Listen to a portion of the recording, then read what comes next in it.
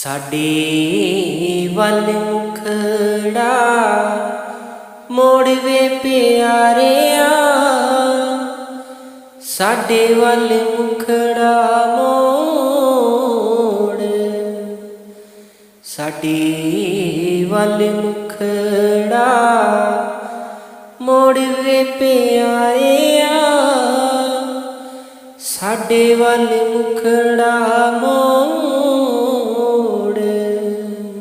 संगत जी, कल शनिवार के दिन बाबा जी ने ब्यास में सवाल जवाब किए हैं। बाबा जी स्टेज पर 10 मिनट पहले आ गए थे। जब बाबा जी स्टेज पर आए थे तो एक लड़का साईं बुल्ले शाह जी का शब्द पढ़ रहा था, साडे वल मुखड़ा मोड़ वे प्यारिया। इस लड़के ने एक नए अंदाज में ये शब्द पढ़ा था, जिसे सुनकर दिल को काफ़ी सुकून मिला था। उसके बाद एक लड़की ने शब्द पढ़ा, प्रभ मेरो इत्युत सदा सहाई। उसके बाद दो और शब्द गाए गए। एक शब्द था गुरु तारेंगे हम जानी, और दूसरा शब्द था सुन सज्जन प्रीतम मेरेया। संगत जी, इसके बाद सवाल जवाब शुरू हुए। पहले सवाल में एक भाई ने बाबा जी से पूछा कि बाबा जी, मुझे पार्किंसन नाम की बीमारी है। मुझे 2003 में नामदान मिला था। बाबा जी, मेरी बीवी को 50 साल हो गए हैं ब्यास आते हुए, लेकिन उनको अभी तक नामदान नहीं मिला। बाबा जी, उन पर कृपा करो और उन्हें नामदान की बख्शिश करो। बाबा जी ने जवाब देते हुए फरमाया, भाई साहब, कोई बात नहीं, आप एक बार ब्रिगेडियर साहब से बात करो, जो कि नामदान के इंचार्ज हैं।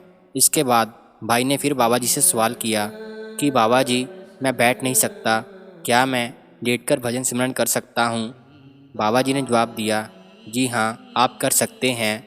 मालिक हमारी अवस्था जानता है, वो प्रेम और प्यार देखता है। दूसरा सवाल एक लेडी ने किया था।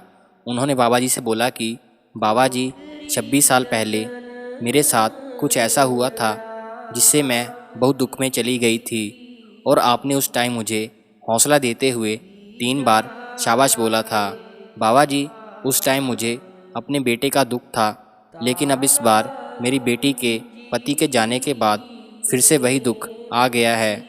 अब मैं 3 भागों में बँट चुकी हूँ, एक मायके की तरफ, एक अपनी बेटी की तरफ, और दूसरा संगत की तरफ। संगत बोलती है कि आप सेवा पर आओ। बाबा जी, मुझे क्या करना चाहिए? बाबा जी ने जवाब दिया कि बेटा, हम जिस भी अवस्था में हैं अपने कर्मों की वजह से हैं, और उन कर्मों के साथ कुछ जिम्मेवारियां भी जुड़ी हुई हैं।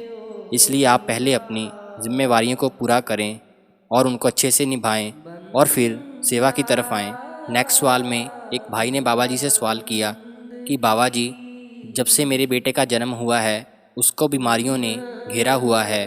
हम उसका इलाज भी करवाते हैं, लेकिन फिर भी कोई फ़र्क नहीं पड़ता।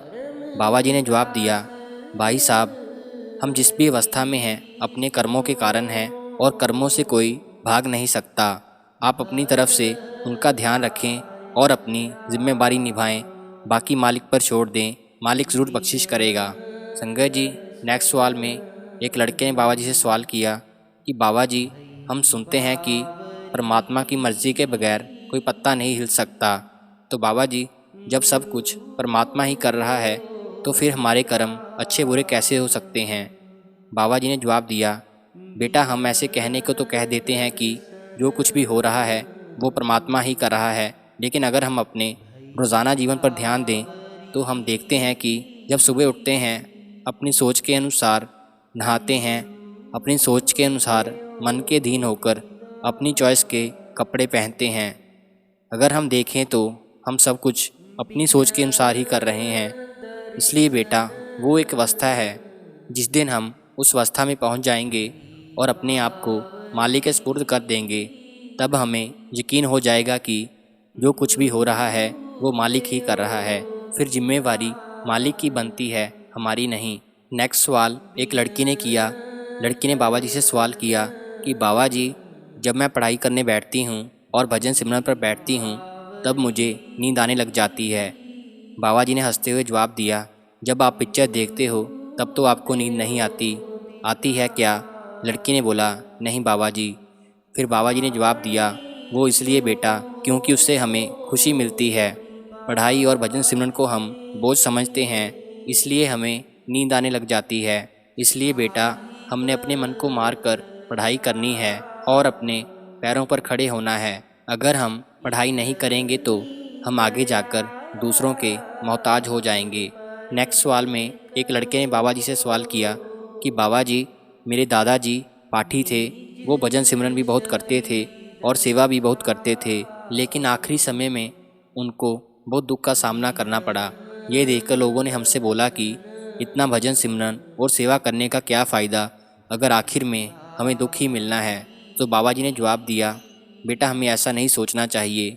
हमारे कुछ कर्म ऐसे रह जाते हैं जो मालिक अंत समय में थोड़ा दुख देकर उन कर्मों को साफ कर देता है। हमारा दायरा भी छोटा है, इसलिए हम समझ नहीं पाते।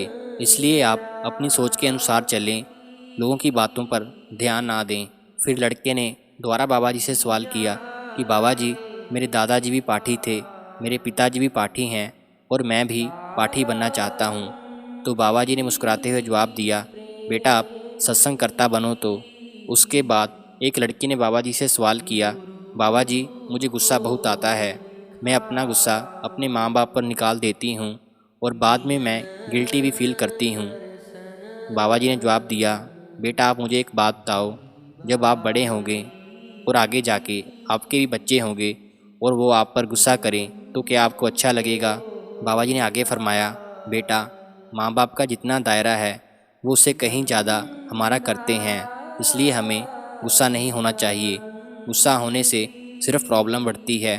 फिर लड़की ने दोबारा सवाल किया कि बाबा जी, मैं हॉस्टल में रहती हूँ, जब भी मेरे अच्छे मार्क्स आते हैं तो मेरे साथ वाली लड़कियाँ जेलस फील करती हैं और मेरी पीठ पीछे बुरा भला बोलती हैं। बाबा जी, क्या मुझे उनको जवाब देना चाहिए या नहीं? बाबा जी ने जवाब दिया, बेटा हम क्यों अपना मुंह गंदा करें। अगर आपको कोई गलत बोलता है तो आप चुप करके आगे चले जाया करें। इसके बाद एक भाई ने बाबा जी से सवाल किया कि बाबा जी, हम बचपन से सुनते आते हैं कि गुरु बिना गत नहीं।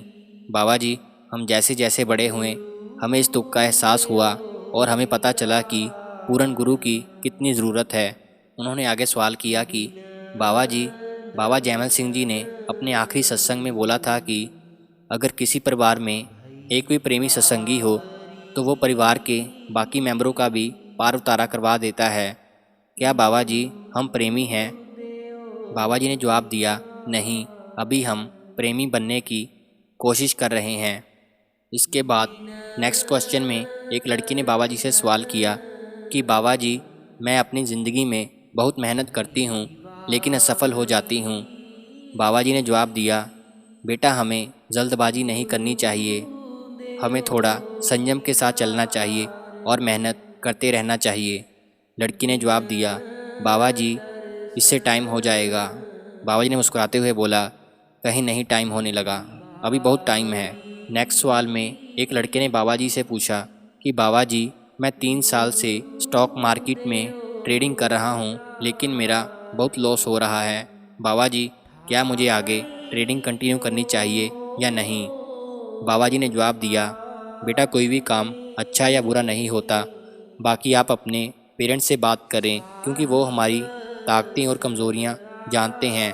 वो हमें बेहतर बता सकते हैं कि हमारे लिए क्या सही है और क्या गलत। बाकी बेटा जो आपको अच्छा लगता है आप वो करें। संगत जी, एक लड़के ने बाबा जी से ब्रह्मचारी को लेकर सवाल किया। बाबा जी ने जवाब दिया, बेटा अगर हम किसी चीज़ से दूर भागेंगे तो आगे जाकर वही चीज़ हमें परेशान करेगी। हम अपने मन के साथ ज़बरदस्ती नहीं कर सकते। जितना अपने मन के ऊपर दबाव डालेंगे हमारा मन उतना ही रिएक्ट करेगा। संत महात्माओं ने हमें गृहस्थ जीवन के बारे में समझाया है। जब हम भजन सिमरन करेंगे तो ये सब प्रभाव हमारे मन से अपने आप कम होने लग जाएंगे। संगत जी, इसके बाद एक लड़के ने सवाल किया कि बाबा जी, मैं पहली बार डेरे में आया हूँ और मुझे यहाँ आकर बहुत अच्छा लगा है। अब मेरा मन घर वापस जाने को नहीं कर रहा। बाबा जी ने जवाब दिया, बेटा हमारा जन्म जहाँ भी हुआ है वो कर्मों के कारण हुआ है और उन कर्मों के साथ कुछ जिम्मेवारियाँ भी जुड़ी हुई हैं, इसलिए हमने अपनी जिम्मेवारियों को भी निभाना है। नेक्स्ट सवाल में एक लड़की ने बाबा जी से पूछा कि बाबा जी, जब हम ब्यास आते हैं तो हमें यहाँ पर बहुत प्यार मिलता है। सेवादार सारी संगत बहुत प्यार करती है और अच्छे से बात करती है। लेकिन जब हम बाहर जाते हैं तो वहाँ पर ऐसा माहौल नहीं मिलता, लोग अच्छे से बात भी नहीं करते। बाबा जी ने संगत की ओर इशारा करते हुए बोला कि यही लोग बाहर जाकर ऐसा करते हैं। ये सुनकर संगत थोड़ी हंसने लग पड़ी। फिर बाबा जी ने बताया कि बेटा कोई बाहर अमेरिका या साउथ अफ्रीका से आके तो ऐसा नहीं करते, हम ही लोग ऐसा करते हैं। जब हम ब्यास आते हैं तो इसका संबंध परमार्थ के साथ जुड़ा हुआ है और हम यहाँ पर थोड़ा सोच विचार कर कदम उठाते हैं, लेकिन बाहर जाकर हम ऐसा नहीं सोचते। संगत जी, अगर आपको ये वीडियो अच्छी लगी हो तो चैनल को सब्सक्राइब जरूर करें और नई नई वीडियोस के लिए आप हमारे चैनल के साथ जुड़े रहें।